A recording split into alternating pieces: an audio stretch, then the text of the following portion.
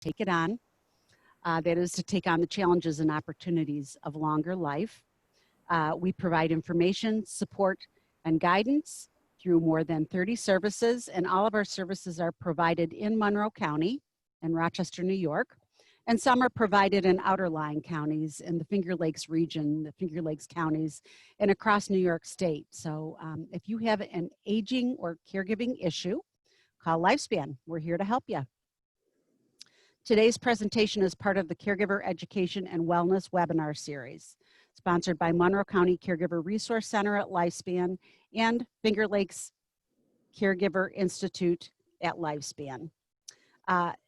This is funded by a grant, excuse me, from New York State Department of Health, and we're offering these webinars weekly.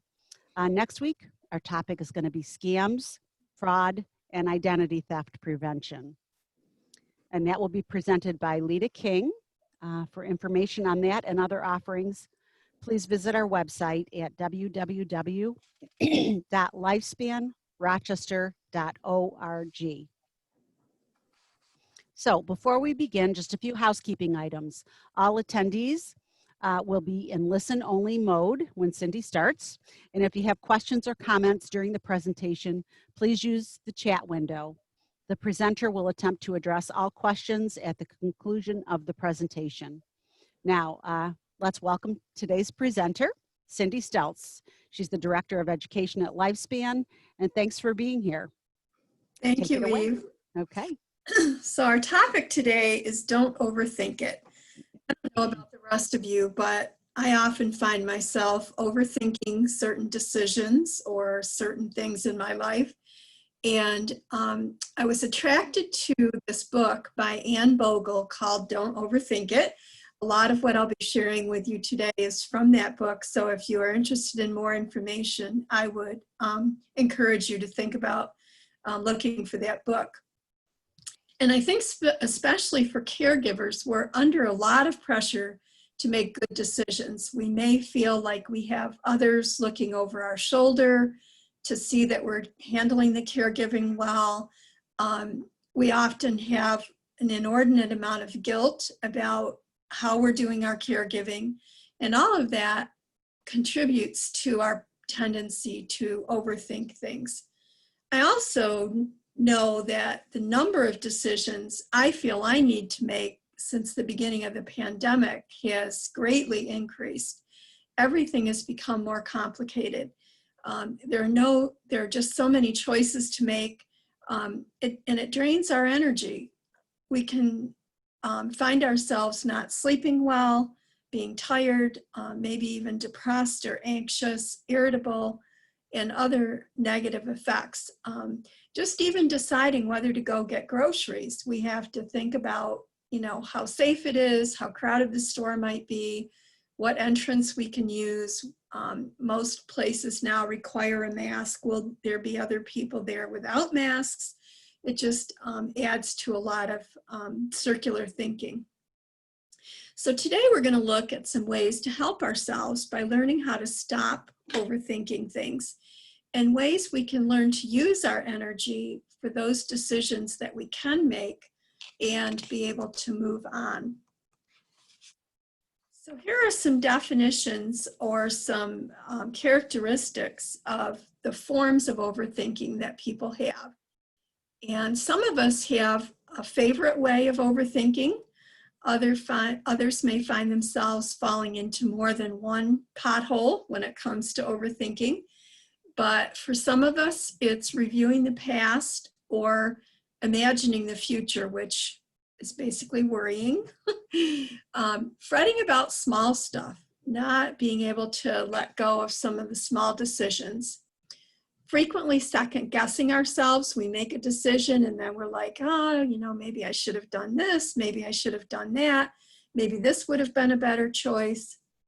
Waffling on decisions. So we look at the pros and cons and then we put off actually making a decision because we're not positive it's the best one. Or we waste energy on thoughts that are repetitive, unhelpful, and unhealthy. So we're going to bring up the big nasty word that is a big factor for many of us in overthinking, and that's perfectionism. None of us wants to be labeled as a perfectionist. It has a lot of kind of negative connotations, but our tendency to want things to be as close to perfect as possible often underlies our struggle with thinking. And it's important for us to learn how to handle perfectionism or our tendencies toward it in order to conquer overthinking. So perfectionism can lead to what I call analysis paralysis. We analyze things to death and we don't do anything about them. We get paralyzed. We have too much information, too many choices, and we just get stuck. Perfectionism can lead to procrastination, putting off a decision or putting off finishing something because it's not quite perfect enough. We may also fall into all or nothing thinking where everything is very black and white. There are no gray areas, which can really get us stuck. We look at things with a critical eye, and we may find ourselves replaying past decisions and second guessing them, or having a great deal of anxiety about the future because we feel we can't do quite good enough or reach that level of perfection that we expect from ourselves. So, how are some ways to deal with it? We really have to learn to break the hold of perfectionism in our life. And some of that is giving ourselves permission to fail once in a while, which I know is very difficult. None of us want to feel that we've failed. I think for me, I have a higher level of comfort with the adopt a try it and see approach, where I make a decision and I try it and see what happens. It may not quite live up to my expectations, but maybe it's good enough. And that also leads to setting realistic expectations. Many of us were raised in families where when we met an expectation, the bar was raised. And so we kind of do that to ourselves, where we keep setting higher and higher expectations. And sometimes those cross over into a realm that are just not realistic. So first step is becoming aware of when you allow perfectionism to keep you stuck or stalled in making a decision or moving on. Just recognizing it and calling it by name is a huge first step. It's really okay to strive for good enough rather than perfect. That's a hard thing to admit, but it really is true. And I often have this motto posted different places or run it through my head, and that is progress, not perfection. It's just a good way to think about things. I'm not doing this perfectly, but I'm making progress.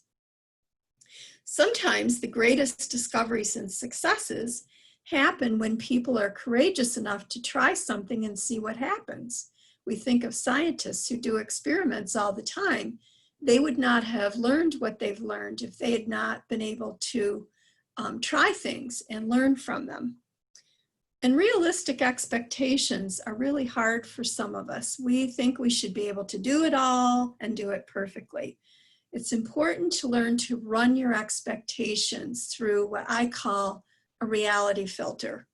I think of this especially right now in this time of pandemic, when everything takes longer, everything is more complicated, and we feel we should be able to maintain all the things that we were doing prior to this.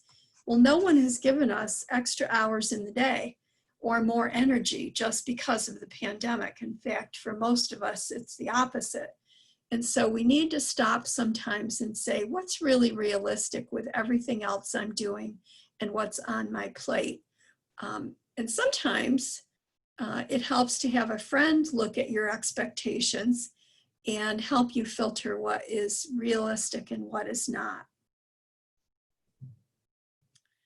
So, how do we stop the spin cycle of overthinking? Well, one way to do it is to think about how you would like to see yourself in the future. What kind of person would you like to be? And start with some positive self-talk. We talk to ourselves all the time, and the majority of those statements are negative unless we're really careful and we think about it. So we need to pay attention to what we say to ourselves and learn to turn the statements into positive thoughts. Sometimes it's as simple as just reminding yourself that you're human, that we aren't perfect, and that we do make mistakes. Sometimes it's saying, next time I'll do this differently. This is what I've learned from it. I love the quote by Maya Angelou, which I'm going to paraphrase, and that is, I did what I knew to do at the time, and next time I'll do differently. Giving yourself permission to have learned, but also giving yourself the grace to do what you know to do at the time and do differently if you learn differently. This is a great one. I did the best I could. Sometimes we just need to give ourselves permission that we're doing the best we can. And then we can even say, wow, that didn't turn out the way I expected. Maybe we've burned supper. I was making a blueberry pie over the weekend. I make 1 or 2 pies a year. I was being very careful, and I went to stir it, and I realized it was starting to get a little stuck on the bottom, and I'm like, oh no. So it was fine. I was able to rescue it, but there was this terror moment of having put all of these pints of blueberries in a pan and maybe ruining it. And what I will do next time is just be more careful about how high the burner is and how long I step away from it. I often have to remind myself that spending my limited energy on thinking about the past doesn't change anything. I'm a person who uses my energy to make a better future, and that's a statement that I can say to myself. I am choosing to use my energy to make a better future, not fret about the past. So I encourage you, even on a slip of paper, to imagine your future self and think of yourself in positive ways, and write out some statements for yourself that you can use to remind yourself that you are a positive person. And one of those statements that can help you filter decisions is being a person who knows what you value and making decisions based on those values. So I'm a person who knows what I value, and I make decisions based on those values. So values help us clarify where we're headed, our objectives. They also influence how we spend our time and our money, our attention and our energy. And they can serve as a filter for making decisions. Knowing what you value can make it much easier to make decisions about time, money, your attention, energy, and every other area of your life. And it's important to know what your core values are so that when you're faced with a decision, you can look at the choices through the lens of your values. So for example, family is a core value for me. If I only have energy for one thing, I can decide that that energy will go toward a family activity rather than something else. Now, it gets tricky when two important values compete. I also value time alone. So how can I plan my day so that I have time and energy to spend with my family, but also time alone?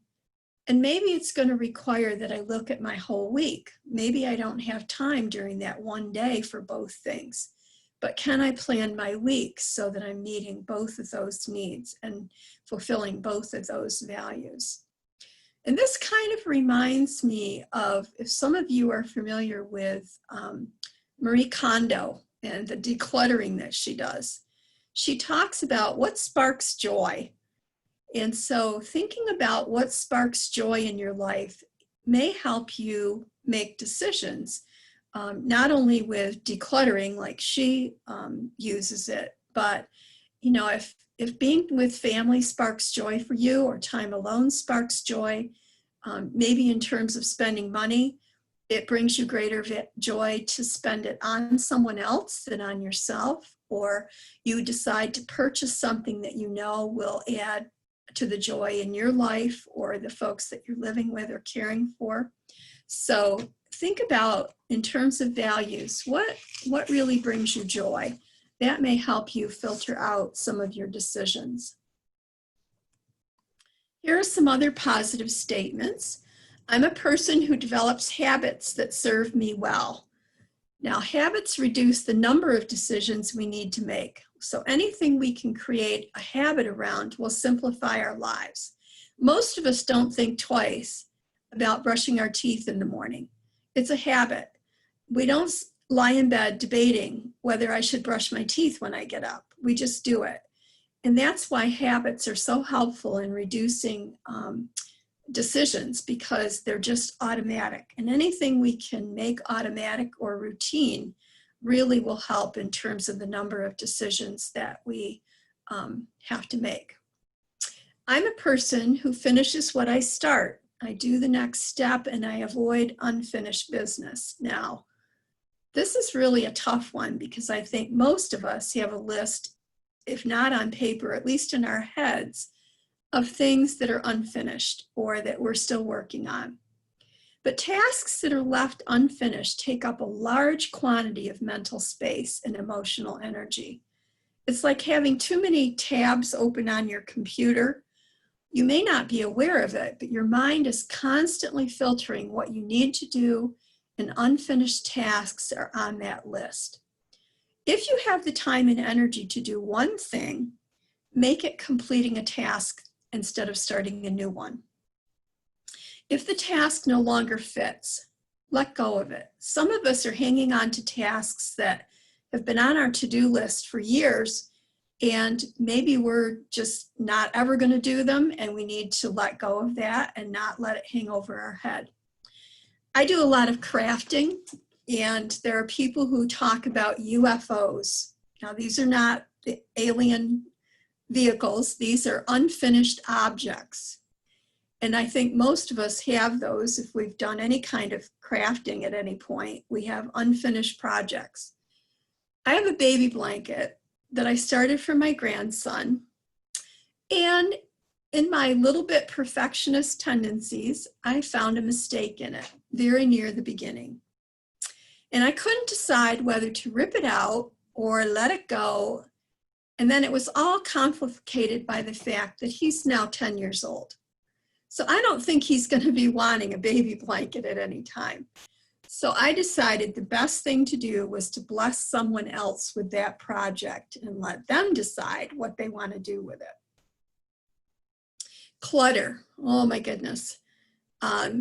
Most of us have at least one area of our life that has things in it that we're not sure what to do with. And I find for most people, what's hardest to declutter are the sentimental items. So clutter can be especially energy draining. Excuse me a moment. Especially if you're a visual person, we can only cope with so much stimulation. And clutter also steals physical energy. Maybe we find we're walking around it, taking it from one location to another, trying to decide where to store it. So you need a plan to simplify as much as possible. Now, if right now is not a good time for you to dive in to getting rid of clutter, it's good if you can corral it all in one spot so that at least some parts of your house feel simplified and uncluttered for you. And then gradually start working on it. People who know me know that I often refer people to a website called flylady.net. And she talks about being able to declutter your house in 15 minutes a day. Now, her system is a little overwhelming, but I would recommend that you not try to do more than about 15 minutes a day of decluttering because it gets overwhelming. And just keep picking away at it. Again, it might be helpful to have a friend help you make decisions. Sometimes they can be much more objective than we can about things. And again, Marie Kondo's little thing of, does it still spark joy? You know, that dress you wore 14 years ago to your son's wedding that probably will never fit again, that's totally out of style. Does it really need to be hanging in your closet? take a picture of it, maybe journal about it, talk about how good it felt to wear that and the happiness of the day, and then bless somebody else with it. So it's a way to, I've been decluttering a lot of my kids' things, which I say my kids, they're in their 40s. I've told them either you take it or it's gone, because I'm no longer going to be a storage facility or a museum. And if there are things that really have any meaning to me, I'm taking a picture of them and letting the physical object go. My son, who's 47, really doesn't want his baby shoes. Okay, so I can let go of those and let him decide what to do with them. So packing lists, grocery lists, online auto bill pay, routine appointments, anything that you can do to avoid duplicating tasks can be very helpful in stopping overthinking. So if you have a kind of standard grocery list that you can check off, if you travel, if you have a packing list, putting as many bills as you can on auto bill pay so that you don't have to write out checks and think about it. Scheduling all your routine appointments in a kind of systematic way. Some people schedule their physical or their mammogram or whatever on their birthday just because it is a good way to do it. But also having routines or rituals can be very soothing and help us stop overthinking. And so it's important to build in some rituals in your life, things that are self-care for you. And it can be as simple as a cup of tea at a certain point during the day, or stretching a few times during the day. And that even segues into taking care of your body. I tell caregivers, you need to start with the basics. You need to be getting enough sleep, good nutrition, some movement every day, and social ties with others. So think about ways that you can decide to meet those needs for yourself so that you're not questioning whether or not you should take the time. Those are really essential. That should be a pretty black and white decision, that you do those things for yourself. Another affirmation is, I'm a person who knows when it's time to move on. Okay. And the little statement is, don't wallow or wobble, move on. Now, some of you may be old enough to recognize these two little play toys. They are Weebles, and they are from the 70s. And the phrase was, Weebles wobble, but they don't fall down. And that's what I hope for all of you. We need to stop wobbling so that we don't fall down. And we don't want to wallow like this little pig is doing in the mud. We need to learn when to move on. So this happens most often when we have two good choices. Really hard sometimes to choose between two equal things. And that's when we need to say, I'm not going to wobble and I'm not going to wallow. I'm going to make a choice and see what happens and just move on. If you find yourself dragging your feet over a decision, you're probably wobbling a little bit. And you may want to ask for some outside advice from some other folks. You may want to write down the pros and cons so that you can see them on paper. The other time that we really need to move on is when we find ourselves dwelling on mistakes. What we've done in the past is in the past. It's water under the bridge. It's not something that we can fix readily. And so we need to learn to let it go and move on. When we dwell on mistakes, it's usually because we're feeling regret or guilt.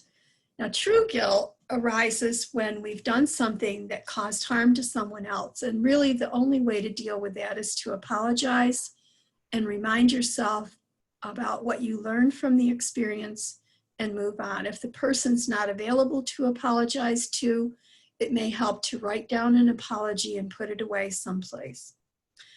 Regret is different. We wish we had done differently. And for that, it's important to just forgive yourself and remind yourself of what you've learned from the experience and move on. We all have regrets about certain things that we've done or chosen to do in our lifetime.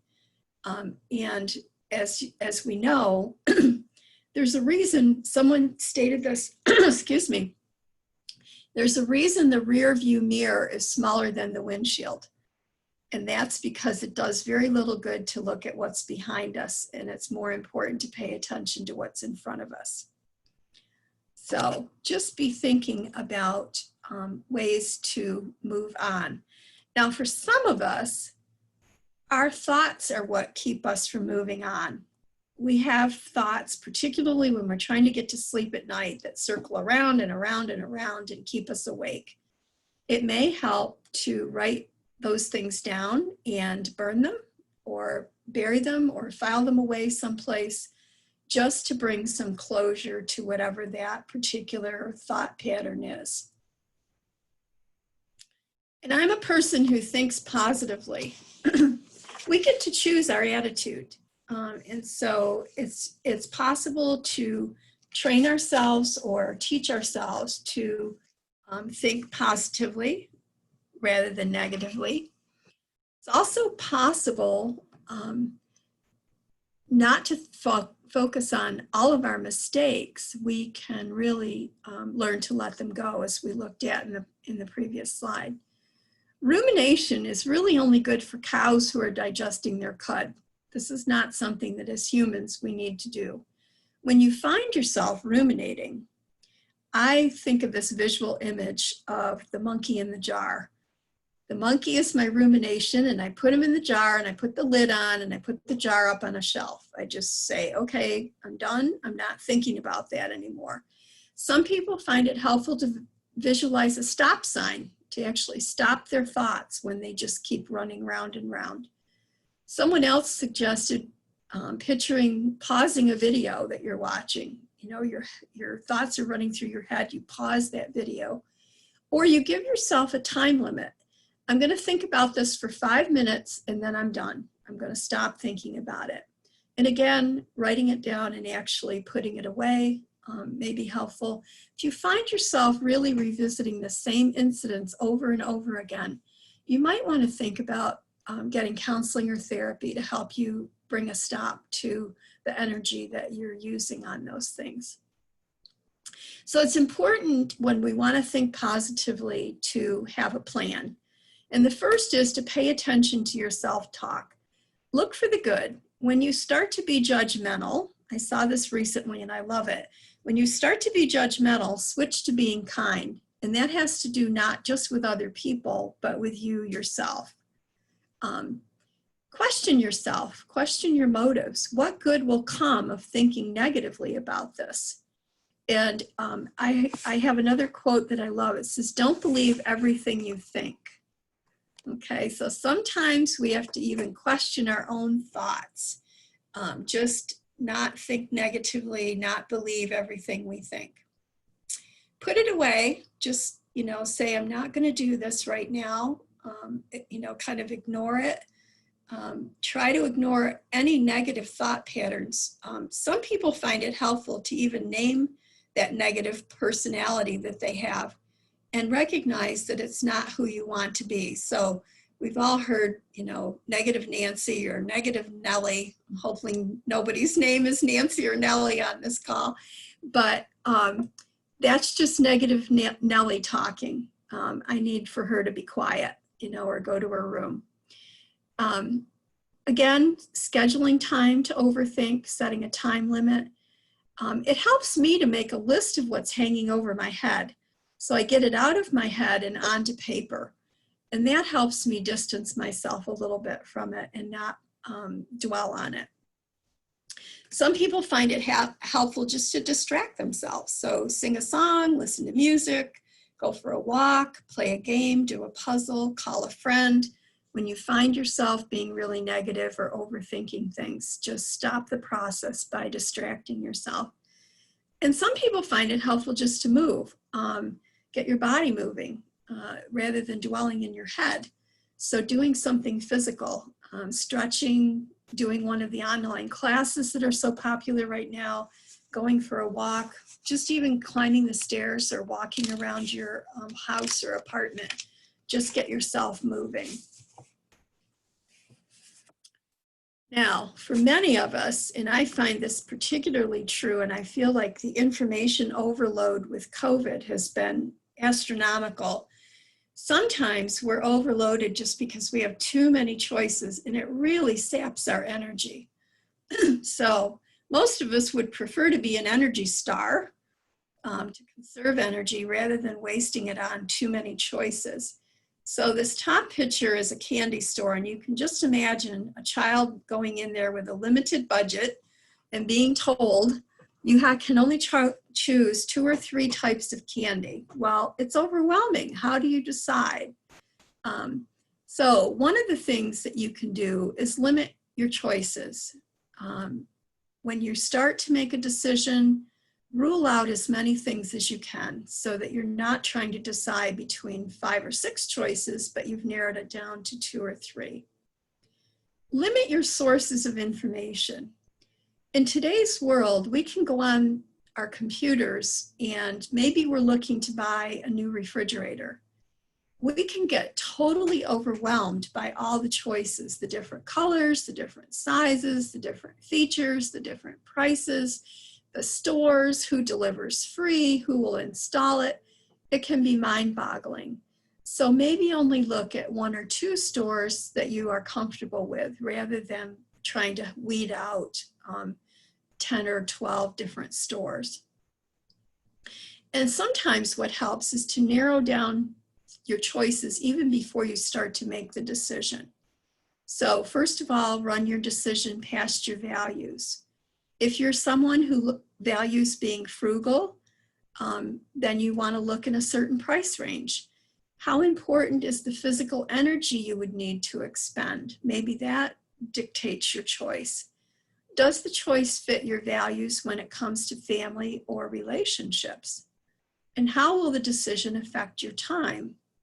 What is your gut telling you? Sometimes we just need to listen to our gut and say, this does not feel comfortable. This is how I'm making this decision. All of us are bombarded by advertising and media, and sometimes we need to take a break and not listen, watch, or surf for a while. And I think this is particularly true with all the information we're bombarded with about the virus and what's safe, what's not, what's happening. It can really sap our energy, but also make all of our decisions much more complicated. I don't know if any of you ladies will remember this. It was probably from the late 70s, early 80s, but it was a subscription service or a paid service called Color Me Perfect. Now, this is probably way beyond some of you, but what it did was you had a trained person who was trained to tell you what colors you looked best dressed in, okay? And you were put into a season. You were either a winter, or spring, summer, or fall, and then those colors are what you would look for in clothing. I fell between 2 seasons, I thought, so it didn't help a tremendous amount, but it did make shopping so much easier because I could easily rule out a whole bunch of different colored items when I went in a store. And so sometimes we just need to limit our choices, limit our decisions. Some people find that the easiest way to lose weight is to eat the same thing every day, where they're not making any decisions about what they're eating for each meal. So whatever your dilemma might be or your decision that you're trying to make, think about limiting choices. Streamlining. There are lots of ways that we can streamline things. We can have what are called default settings, and those are things that help limit the number of decisions we make. So eating the same thing for breakfast every morning, adopting a signature dish that you always bring when you're asked to come somewhere for a meal. This is going to sound like I've been reminiscing all week, but over the weekend, I suddenly remembered a salad from the 70s or 80s, and it was a 7-layer salad that was lettuce and onions and frozen peas and hard-boiled eggs, and then you put a thing of mayonnaise on the top and you let it sit overnight. And I called my friend to make sure I had the right recipe, and she laughed and she said, I have a friend in Florida who has that as her signature dish, and she brings it to everything she's invited to where she has to bring food. Karen, I see your hand up. Oh, you're going to have to unmute yourself, or we'll have to unmute you.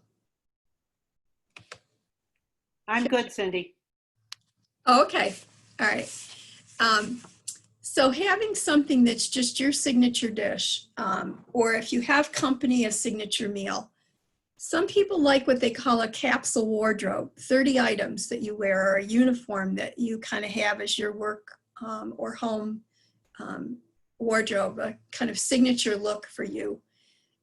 Some people find it helpful to always give the same gifts for wedding gifts or whatever, so that it simplifies that decision. It really has a lot to do with routines. I'll give you an example. My son and his wife, Friday nights are movie night at their house. And it makes their decision-making about accepting invitations really easy because they stick to that routine. They don't do things with other friends on Friday nights. That's just their night to be home and have family time. Most of us have heard of Taco Tuesday, where families have tacos for supper on Tuesday nights. It's just the routine. Limiting options. We talked about this a little bit in the last slide. But the first part of decision making should really be looking for ways to limit options. There's really no need to look at every store that sells the same item. So try to do some if-then rules. If it's Tuesday, then it's tacos for dinner. And also commit to set times. If it's Friday afternoon, that's when I look at my schedule for the next week. Or if it's Sunday evening, that's when I do it. So keeping your options a little bit limited can help in decision making. Linking activities, and this can be helpful even if you're caring for someone, especially someone with dementia, that may find some activities that they don't like doing. Linking that activity with something that they do enjoy can help get you through getting the necessary thing done. So for some people, they stretch while they're on the phone, or they make out a grocery list while they're watching a particular TV program, or they sweep the kitchen while they're making dinner. Just linking an activity with another activity makes it more routine, but also just kind of triggers your brain to do those things together. Limiting tech time. This is really tough. Most of us are pretty addicted to our cell phones and our iPads and our laptops. So having device-free zones in your house or times, unsubscribing to emails that fill up your email box that you don't read. We know that using a device right before bedtime can disrupt your sleep because of the blue light. So maybe even just putting a time limit on how late you use your devices before you go to bed. Letting someone else do it. This is a good one. With caregiving, we often find that caregivers or the care receivers are really reluctant to have someone else do some of what they have on their plate. But getting someone else to do something allows you to do what you're best at. And maybe you're the only person that can do those particular things. I always say to people, anybody can mop the kitchen floor. So getting someone else to do those routine things can free up your time and energy. And it also allows other people to shine and do what they're best at. So obviously, you don't want to overwhelm yourself by trying to pick all of these things, but I encourage you to pick and choose techniques that work for you, that will save your mental energy for those important decisions. SOS, getting help. There's 2 times when we may need to ask for help when we're trying to make a big decision or we're overthinking things. One is when you're starting at the beginning.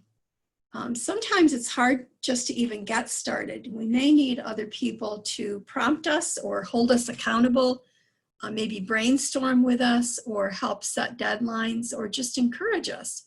So if you're facing a big decision that you're sure you're going to overthink, think about asking for some help to help you get started. The other time that's very common is at the end, when you need help kind of tying up the loose ends. And when we don't trust that we've made the right decision, or we lack the confidence to make the decision, and we leave the door open and continue to overthink our choices. So get someone you trust to tell you it's okay to let it be. Some situations will never be 100% resolved, so save your energy for the situations you can solve. Get a professional to confirm that you're right. Ann Bogle in the book talks about exercising, and she was at a conference and she had some free time, and there was a gym, I believe, in the hotel she was staying at. And she decided to use that time to go down and ask one of the trainers if she was doing the exercises properly. And she said it was such a good investment because every time she went to do those exercises before visiting with the professional, she questioned herself. Was she doing it right? Was she harming herself? Talking with the professional gave her permission to stop thinking about it and just do it. Sometimes we just need to hand the issue over to someone else and let it go and ask for help. So try to take as many things off your plate as you can by either deciding and calling it done, or handing it off to someone else and allowing them to make the decision and being willing to live with what they decide. Sometimes it helps just to journal about your process and why you decided you did as you did, and reread that when you start second guessing. Sometimes we forget what the pros and cons were that pushed us to a certain conclusion. And then lastly, learning to go with the flow. Don't let unexpected opportunities go unused. So I encourage particularly caregivers to have a list of how to use unexpected time, those little gifts of time that suddenly pop up, and make it a policy for yourself to always seek to use your time in a nurturing way. That's not the time to put another load of laundry in unless that makes you feel really good. But it might be a time to read a little in the book that you're reading, or go for a little walk, or have a cup of tea. Do something nice for yourself. Treat yourself as well as you would treat anyone else. And that means talking to yourself as you would to your best friend. How many times do you say, "Oh, that was really stupid"? Now, would you say that to your best friend? Probably not. You would probably say, "Oh dear, sorry that happened, but it's okay." So treat yourself well.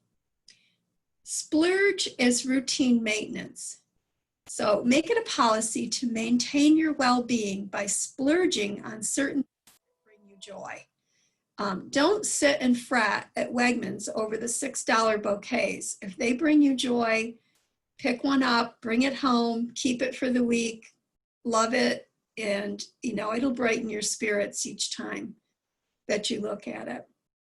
And use the best every day. Why save it for when you're gone?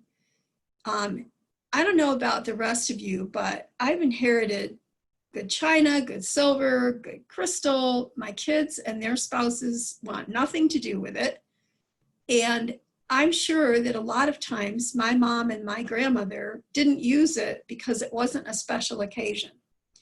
Well, my mentality now is using it makes it a special occasion. So if I want to use the good silver and the good china on the picnic table for a special dinner, I'm going to do it. Because first of all, nobody's going to want to inherit the stuff, and I'm not selling it, so why not use it? Make use of those things.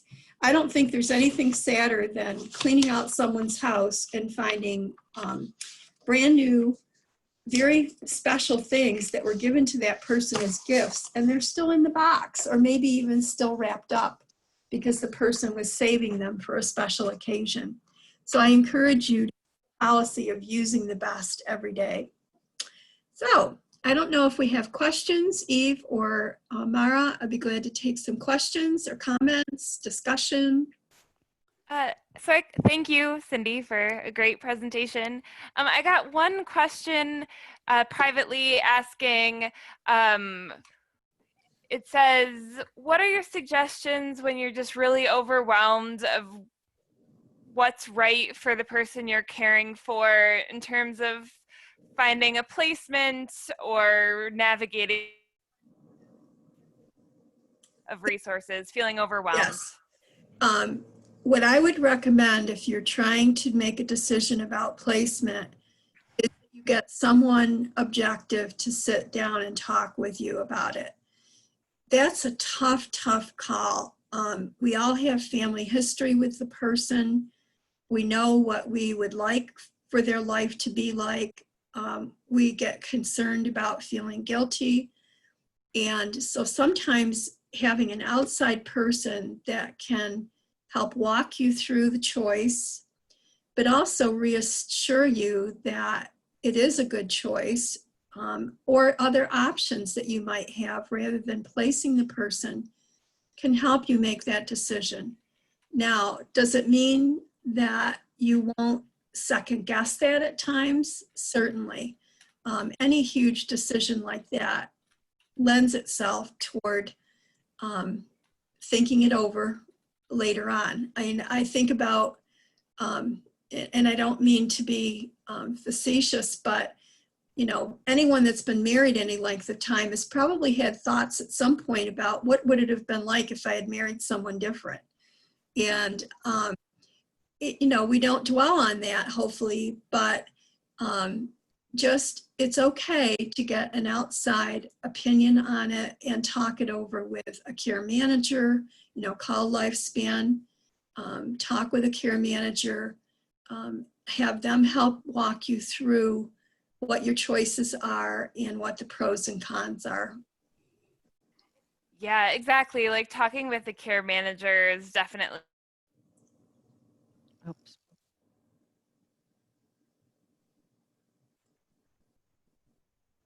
We have folks at the Finger Lakes Caregiver Institute at Lifespan if there's a memory loss component. And if there isn't, we have other care managers and Elder Source here at Lifespan who can help.